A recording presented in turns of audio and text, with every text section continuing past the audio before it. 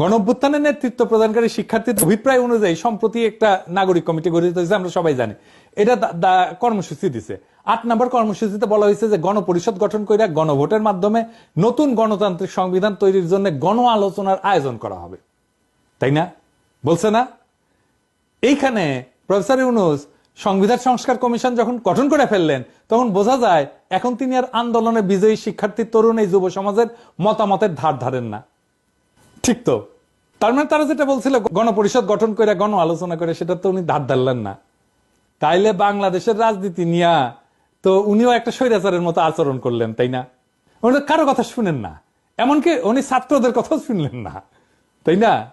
তো যে যায় লঙ্কায় সেই হয় রাবণ। উপনিবেশিক ব্রিটিশ শাসনের স্বার্থানুকূল আমলাতন্ত্রের আদলে গড়া পাকিস্তান সিভিল সার্ভিসের গর্বিত অফিসার বাংলাদেশ সরকারের সাবেক সচিব আব্দুল মুহিত চৌধুরীর পক্ষে কি কোনো প্রগতিশীল সংস্কার ঘটানো সম্ভব? তার কোনো ক্রিটিক্যাল ভিউ আছে এই ব্যুরোক্রেসির ব্যাপারে?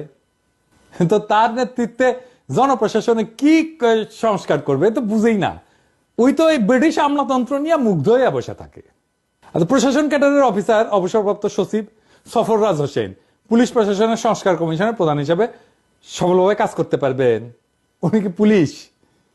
পুলিশ তো এখন একটা বিশাল বড় প্রতিষ্ঠান, সেহেতু পুলিশের কোনো অবসরপ্রাপ্ত সৎ, দক্ষ, যোগ্য, সম্মানিত কর্মকর্তাকে এই কমিশনের প্রধান হিসেবে দায়িত্ব দেওয়া উচিত ছিল। এখন প্রফেসর ইউনূস কইতে পারেন এমন লোক খুঁজে পাই না। তো যদি খুঁজে না পাওয়া যায়, তাহলে একজন বিচারপতিকে উল্লেখিত কমিশনের চেয়ারম্যান করলে ভালো হইতো না? একজন আমলা যার পুলিশ সম্পর্কে কোনো অভিজ্ঞতাই নাই, তারে কমিশনের চেয়ারম্যান বানায় দিচ্ছে। বলেন তো, আপনারা তো দেখছেন, আমি একটা পুলিশের নিয়ে একটা এপিসোড করেছিলাম। উনি কি এই জিনিসগুলো জানেন? জানেন? জানেন না। তো আমার মতো একজন সামান্য ইউটিউবার যে জিনিস জানে, সেটাও তো উনি জানেন না রে ভাই।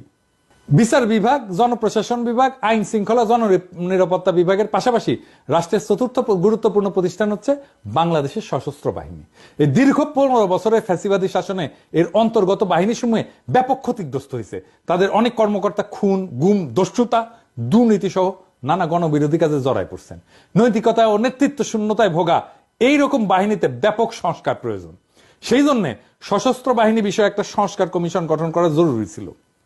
প্রফেসর ইউনূসের গত 1 মাসের দীর্ঘ শাসনের অবস্থা দেখে মনে হয় তিনি সশস্ত্র বাহিনীর বর্তমান নেতৃত্বের সাথে একটা আপোষ রফা করে তাদের পরামর্শ মেনে কাজ চালিয়ে যাচ্ছেন। সশস্ত্র বাহিনী বিভাগে জরুরি, প্রয়োজনীয়, গুরুত্বপূর্ণ সংস্কার সাধনের প্রস্তাব করা বা উদ্যোগ নেওয়ার কোনো সাহস তার নাই। কিন্তু বলেন আয়নাঘর কে করছে, তাই না? র্যাব যে স্যাংশন খাইলে ওটার অফিসার কারা ছিল? আর এই আর্মি তো রাস্তায় গুলি করছে, তাই না, আমাদের বিপ্লবের সময়। জাতীয় প্রতিরক্ষা এবং দেশের সার্বভৌমত্বের বৃহৎ স্বার্থের বিষয়টা বিবেচনায় না হইলে প্রতিরক্ষা বাহিনী সংস্কার কমিশন গঠন করা এটা অতি জরুরি একটা কাজ ছিল। 12 বছর দীর্ঘ রক্তক্ষয়ী সংগ্রামের মাধ্যমে ফ্যাসিস্ট দুঃশাসনের অবসান ঘটানো এই বিজয়ী গণ অভ্যুত্থান বাংলাদেশের সমাজ, সংস্কৃতি এবং রাজনীতিতে বেশ কিছু ঐক্যমত সৃষ্টি করছে। একইভাবে রাষ্ট্র, সরকার, রাজনীতিকদের বেশ কিছু প্রবণতা, আচরণ এবং কার্যক্রমকে দেশবাসী অগ্রহণযোগ্য, ক্ষতিকর হিসেবে চিহ্নিত এবং খারিজ করছে।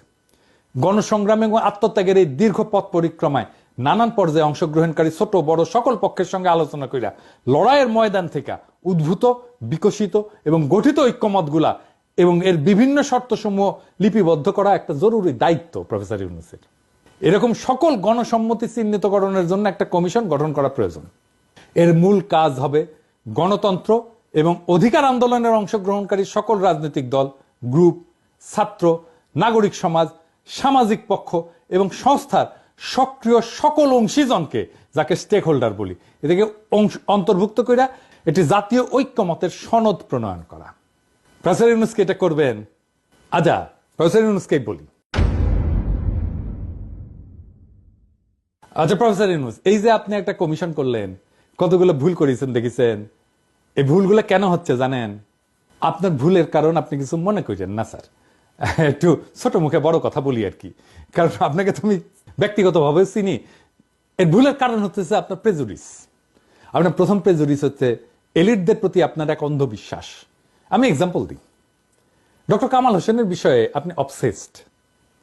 এরকম আপনি অনেকের বিষয়ে অবসেসড। আমি যতজনকে দেখাইলাম সবগুলোই তো এলিট। আপনি এনজিওর বিষয়ে অবসেসড। আপনি কামাল হোসেনের গণফোরামের প্রতিষ্ঠা